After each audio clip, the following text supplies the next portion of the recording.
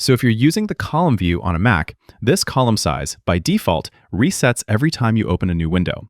So if I click and drag this column border to resize it to fit all the file names, I can do that, sure. But as soon as you open a new window, it goes back to the default width. So what you can do, hold down the Option key on your keyboard, and while you're holding it down, click and drag the columns to your preferred sizing.